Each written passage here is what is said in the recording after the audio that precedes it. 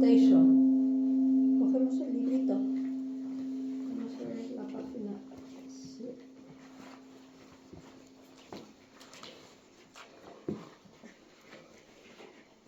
La página 7. ¿7? 7.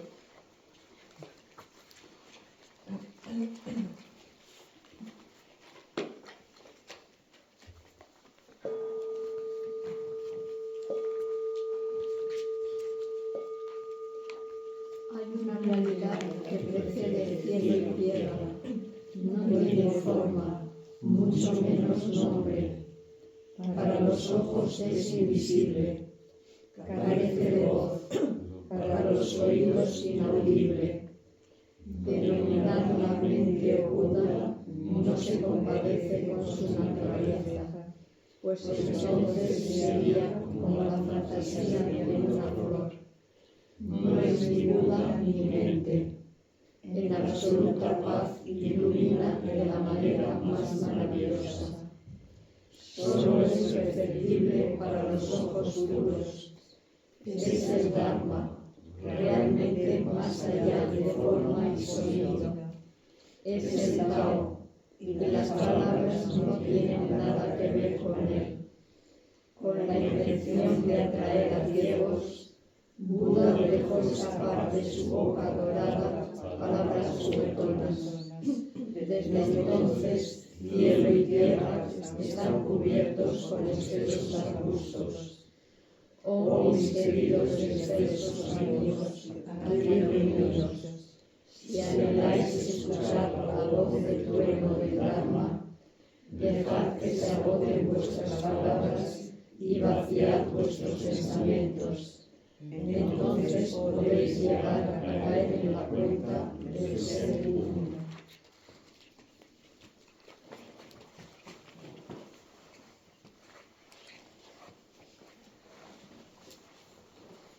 Hoy he traído una charla sobre el Sutra del Corazón, el que leemos por las mañanas en los session. Y este Sutra del Corazón es uno de los textos básicos del Zen. El Sutra del Corazón está dentro de lo que se llama el budismo Mahayana. Y junto con el Sutra del Diamante es uno de los más representativos. En nuestra escuela normalmente se lee el Sutra del Corazón y también el Shinhin-mei, sobre todo esos dos textos. El Shinhin-mei es más posterior. Los sutras en principio se consideran que recogen las palabras de Buda. Buda es del siglo V a.C. y los escritos son todos muy posteriores. Y en realidad el Sutra del Corazón no se considera que fue de Buda, sino que recoge otras ideas.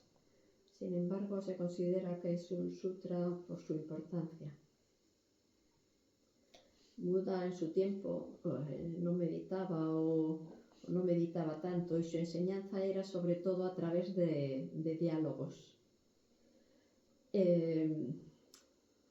Y la forma que tenían ellos de hacer era a base de preguntas y respuestas. Y en realidad ellos también practicaban la meditación, pero en la cultura en aquel tiempo no iba tanto por el no pensar y por el estar sentado.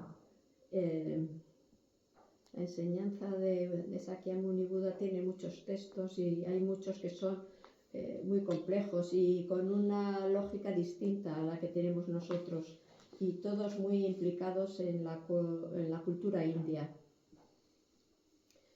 Y hoy se sabe que Buda tuvo una larga enseñanza y se conocen algunos de sus maestros. y Buda siempre discutía, iba en contra, pero su enseñanza era de discursos largos. El Buda, cuando tuvo la iluminación, se dio cuenta de cómo es la realidad y presenta a una realidad distinta a lo que se pensaba entonces, o sea, como una alternativa distinta. Y este sutra del corazón recoge un poco la esencia del Zen, y no solo lo leemos en nuestra escuela, en casi todos los sitios del Zen se lee, casi todas las sanghas leen. Este sutra, como os he dicho, viene del budismo Mahayana. El budismo Mahayana se diferencia un poco del budismo Theravada, aunque ambos son ortodoxos. La diferencia básica de los dos budismos es que en el Mahayana la iluminación la consideran posible para todos los seres y como una meta colectiva, mientras que el Theravada la iluminación es posible individualmente y solo se consigue con el propio esfuerzo. El Mahayana le llaman el gran vehículo en el que todos pueden entrar, y el Theravada es el pequeño vehículo en el que el ideal del Arhat es el que intenta conseguirlo y alcanza el Nirvana por sus propios medios y no vuelve entonces a renacer de nuevo. El Mahayana reconoce al Buda y lo sigue más como un método que como una doctrina, mientras que el Theravada se atiende más a las enseñanzas del Buda histórico. El Mahayana se extendió por el norte de la India, por China, Corea, Japón, mientras que el Theravada fue por el sur de la India, Vietnam, Birmania, Laos, por esa zona. En aquel momento los seguidores de Buda no eran muy populares porque eran muy individualistas y la doctrina de Buda se consideraba que era un camino muy lento y que no hacían las cosas en común. Entonces, en esa época eran sobre todo laicos y no tenían templos ni rituales. No había nada de comunidad y no había muchas teorías. Y todo eso no ayudó a expandirse al budismo y tardó mucho por eso en expandirse. No se escribía y la enseñanza se transmitía solo por vía oral. Los primeros textos se escriben en el siglo I en Ceilán y muchos estaban en contra de que se escribiese porque como la enseñanza era a base de diálogo pensaban que si estaba escrito ya no habría tantas preguntas. Pero bueno, en el budismo de los primeros siglos el punto clave es el paso de vacío como adjetivo a vacío como sustantivo. Y esto es uno de los puntos básicos para entender el Zen. El histórico Buda usó el vacío como adjetivo. O sea, las cosas son vacío porque no tienen esencia. Es decir, no tienen un yo verdadero o un alma. Todas las cosas son vacío. Pero en el Sutra del Corazón se da un paso más. Todo es vacío, pero vacío es forma y forma es vacío. Las primeras palabras del Sutra dicen: Bodhisattva Avalokitesvara, ejercitando la profunda sabiduría trascendental, reconoció que las 5 skandhas son vacío y así trascendió a todo dolor. El Bodhisattva es alguien que está comprometido en reducir el sufrimiento de los demás, algo así como un santo en nuestra cultura. Y Avalokitesvara es el Bodhisattva de la compasión y se suele representar con muchos brazos que rodean al cuerpo. Es el que mira hacia abajo con compasión, mira hacia las personas. Y Avalokitesvara mira hacia abajo y no ve nada. Lo que ve es las 5 skandhas que se cambian constantemente y así se da cuenta del vacío. El vacío del alma, el vacío del Atman, que es, para los hindús es como parecido a nosotros el alma. En el budismo se llama skandhas a los agregados o los procesos en el que tiene la experiencia individual de cada persona. Los 5 skandhas son forma y cuerpo, es decir, lo físico, los sentimientos y las sensaciones, las percepciones y la memoria, las voliciones o los impulsos de la voluntad y la consciencia. Los skandhas en realidad son lo que crean el yo. Y Avalokitesvara no ve una persona, sino lo que ve es la interacción de skandhas, que a su vez son interacciones de otras. Lo que ve son interacciones de interacciones. Dice, la conciencia existe, pero es debido a las circunstancias. Estas interacciones se deben a unas circunstancias de un momento. Si coges otras circunstancias, son otras interacciones. Lo que mira y lo que ve es que no existe lo que nosotros consideramos que existe. Al mirar hacia abajo no ve al yo, sino lo que ve es interacciones. Ve el intercambio de skandhas, es decir, percepciones, sensaciones, pero no ve un yo o un tú. Es decir, el que mira hacia abajo no ve al yo, no ve a la persona, no ve al Atman, ve el intercambio de skandhas, es decir, el intercambio de percepciones, sensaciones. Por eso se puede decir que el llamado yo es simplemente una función gramatical. Al yo no le corresponde algo fijo. El yo es gramático, es lo que existe, pero no le corresponde un yo fijo. Es como si dijésemos un sonido. Así, si digo lo pienso, no es correcto, porque supone, si digo yo pienso, eso no sería correcto, porque supone un yo independiente del pensar, del que lo hace. Por eso el decir yo pienso no sería correcto, porque eso supone eso, el yo independiente, que es el que piensa, el que hace pensar, el que hace el pensar. Por eso Sakyamuni va a decir que los actos, dice que los actos no son un problema, porque no hay un yo que los haga. Hay una volición o una sensación que producen una subida a la conciencia, pero no hay nadie manejándolo todo. El concepto de yo es en todo el mundo parecido, pero según vemos aquí, esto no es así, porque toda personalidad estaría compuesta por sensaciones, voliciones, por el cuerpo, etc.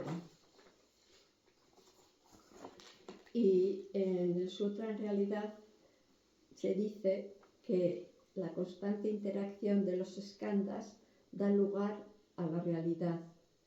La aparición espontánea es ahora, no es luego.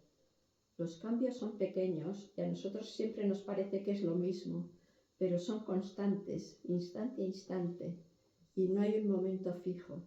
Y toda la realidad es así, algo que aparece y desaparece.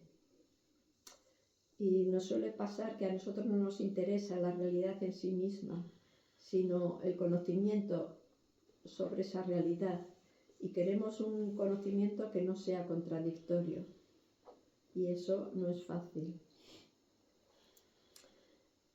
Y así como vemos, el Sutra del Corazón empieza con ese diagnóstico y no habla nada de mejor o peor. Y nosotros siempre estamos esperando instrucciones para cambiar nuestra conducta. Pero en el Sutra del Corazón no hay nada para cambiar, solo explica lo que hay, analiza el hecho como tal. En realidad es como si dijese que no vamos a cambiar nada por prohibir los hechos, solo podemos entrenarnos a nivel de intención, no de los hechos. Pero incluso, si miramos bien, la intención a veces tiene consecuencias, porque se ve. También a veces cuando creas una intención, creamos una identidad. Entonces, Avalokitesvara se da cuenta de que todos son relaciones, de esas eskandas, y las eskandas son relaciones también, y por eso dice, no se supera el sufrimiento, porque el sufrimiento se basa en que se mantiene una identidad, y que esa identidad la mantengo fija. Sin embargo, la realidad está cambiando instante a instante.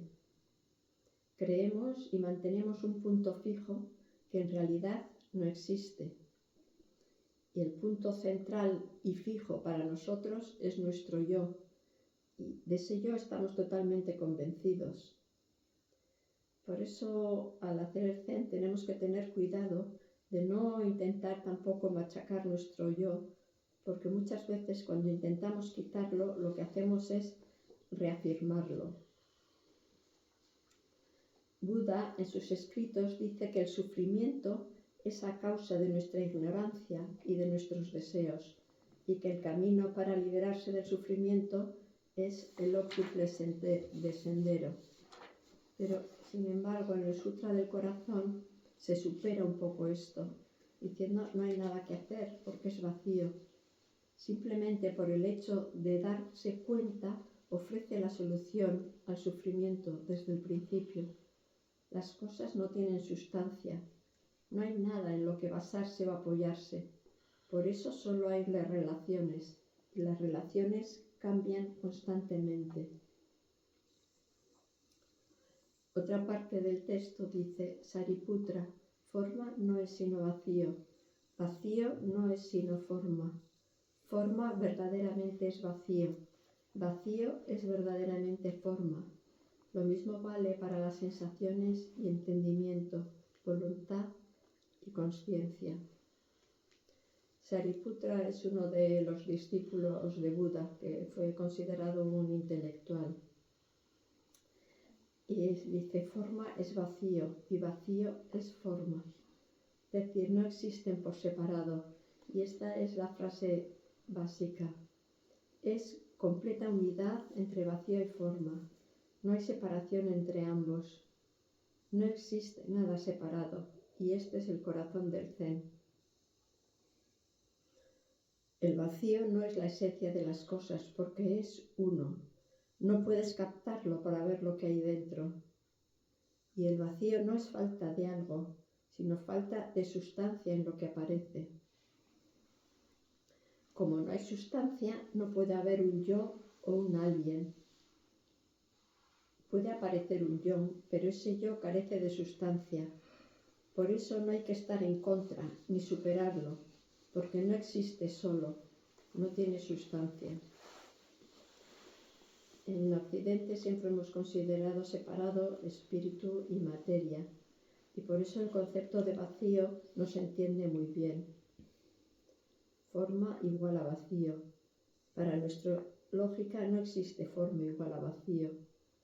Y aunque hoy día hay muchas cosas que con la física cuántica se están viendo, se están demostrando cosas que los vacíos están en la materia, está en el vacío y el vacío está en la materia.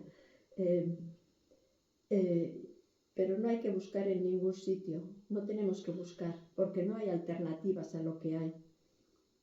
Porque lo uno y lo otro es tan uno que no puede haber diferencias. Vacío es forma y forma es difícil, y vacío es forma y forma es vacío. Nosotros normalmente cogemos la palabra y la interpretamos. Forma igual a persona, vacío igual a Dios o espíritu. Pero es todo a la vez. Y a nuestra mente le cuesta esto entenderlo, porque siempre nos imaginamos las cosas de una manera bipolar. Para darse cuenta de esta realidad, el Zen, para caer en la cuenta, lo que utiliza es los koan, porque los koan están fuera de toda lógica, y lo que ayudan es a caer en la cuenta en ese instante, porque lo que ayudan es a quitar la dualidad, a darte cuenta que solo hay ese instante en lo que estás. Y se suele decir en el Zen que no te quedes en lo uno, que no te quedes en el vacío. Los skandhas, o sea, las relaciones, son vacío y no hay nada sustancial dentro. Y la iluminación será darse cuenta de cómo son las cosas y cómo es la realidad, y no tener una sensación distinta a la que tenemos. El sufrimiento es vacío también. Todo es vacío y esto nos lo cuesta entender. Darse cuenta de la realidad última es como asomarse a algo y darse cuenta de que ese algo es distinto a algo que me gusta o que no me gusta. Es acercarse a algo que vibra de una manera distinta. ¿Y qué es lo que hacemos cuando meditamos? Cuando meditamos intentamos despertar y darnos cuenta de esa realidad última, de esa en realidad unidad, vacío-forma, forma-vacío. Porque si yo soy un ser limitado y vengo de un ser más grande, ahí habría una bipolaridad, no hay la unidad en eso. Por eso el Zazen es el momento, es la actitud de dejar de producir causalidades, es el instante, es algo que nos cuesta mantener, pero que tiene un efecto liberador. No hay una práctica correcta o no correcta, no hay un Zazen correcto. Lo que hacemos es poner las circunstancias para que la mente tenga menos probabilidades de crear causalidades. No podemos hacer más. Solo podemos crear esas circunstancias para que se dé el despertar. Y en ese sentido, un sessing puede ser útil, porque en la cotidianidad es más difícil, porque hay que estar respondiendo al día a día. Pero siempre tenemos que tener cuidado de no caer en la trampa de hacer algo correcto porque eso sería crear causalidad. Y el Zazen se trata de no crearla. Por eso decimos, debes ser la sentada, ser la respiración, no hacerla, sino serla.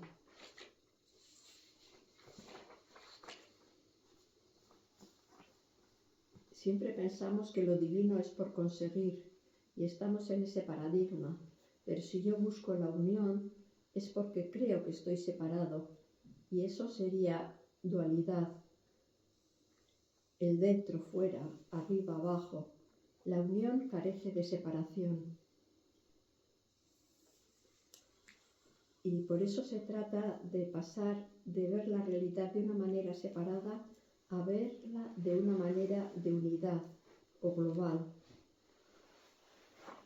Y eso en el Zen se le llama llegar a la otra orilla. Y en el Sutra del Corazón al final se dice algo parecido. Gate, gate, parasangate, bodhisattva. Es saltar más allá, saltar a la otra orilla, ir mucho más allá, despierto por completo. O también se dice partir, partir, partir a lo alto, partir a lo más alto, iluminados, que así sea. Y es que en la otra orilla está la otra manera de mirar.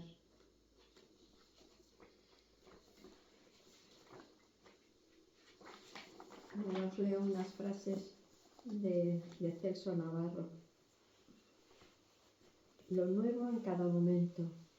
Estar presente para todo lo que aparezca. El corazón de no habitar en ninguna parte. El corazón que no se aferra a nada. Ese corazón se adapta al cambio de las cosas. El corazón es amable frente a todo lo que va y viene. El no habitar en ninguna parte implica el sí al habitar. Y ahora leemos los 4 votos. La página 1.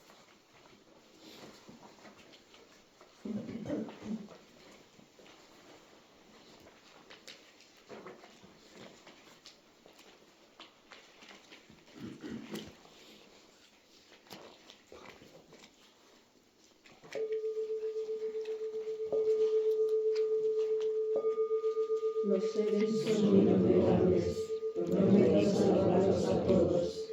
Los pensamientos y sentimientos ilusorios son ilimitados, prometo liberarme de todos.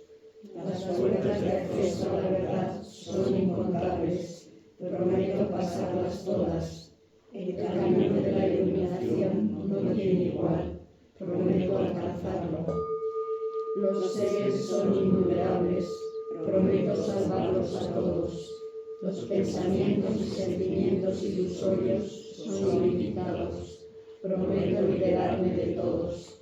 Las puertas de acceso a la verdad son incontables, prometo pasarlas todas. El camino de la iluminación no tiene igual, prometo alcanzarlo. Los seres son innumerables, prometo salvarlos a todos. Los pensamientos y sentimientos ilusorios son ilimitados, prometo liberarme de todos. Las puertas de acceso a la verdad son incontables, prometo pasarlas todas. El camino de la iluminación